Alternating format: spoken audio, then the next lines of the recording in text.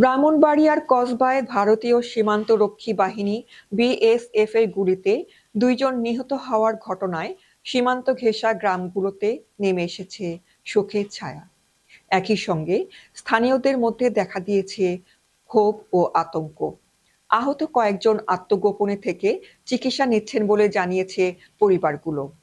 শুক্রবার 8ই মে গভীর রাতে কসবা উপজেলার গোপীনাথপুর ইউনিয়নের সীমান্ত এলাকায় বিএসএফ এর গুলিতে ধসনগর গ্রামের হেফজু মিয়ার ছেলে মোরসালিন এবং মানিককুমুরি গ্রামের নবীর হোসেন নিহত হন। শনিবার 9ই মে বিকেলে মরদেহ হস্তান্তরের পর রাতেই নিজ নিজ গ্রামে তাদের দাফন সম্পন্ন হয়। রোববার এলাকায় গিয়ে দেখা যায় নিহতদের পরিবারে চলছে শোকের মাতম। নবীর হোসেনের মা জাহেরা বেগম পুত্র শোকে ভেঙে পড়েছেন। বারবার বুক চাপড়ে তিনি ছেলের আগে কেন আমার মৃত্যু হলো না সেই আহাজারি করছিলেন। অন্যদিকে কলেজ ছাত্র মোরসালিনের বাবা হেফজু মিয়ার ঘরের দরজায় বসে ছেলের কবরের দিকে তাকিয়েছিলেন।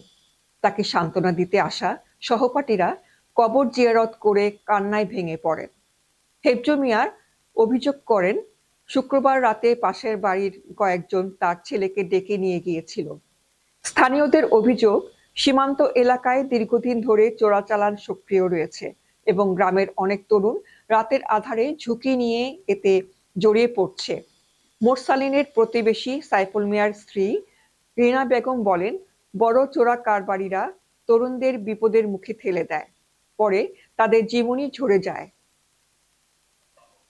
একই ঘটনায় গুলিবিদ্ধ ধজনগর গ্রামের মুক্তার হোসেন, পাথরিয়াদার গ্রামের জুবায়ের হোসেন বাবু এবং মানিকপুরের গ্রামের বাহার উদ্দিন কোথায় চিকিৎসা নিচ্ছেন তা নিশ্চিতভাবে জানাতে পারেননি তাদের স্বজনরা। পরিবারের সদস্যরা জানান, শুক্রবার রাতের পর থেকে তাদের সঙ্গে যোগাযোগ বিচ্ছিন্ন রয়েছে।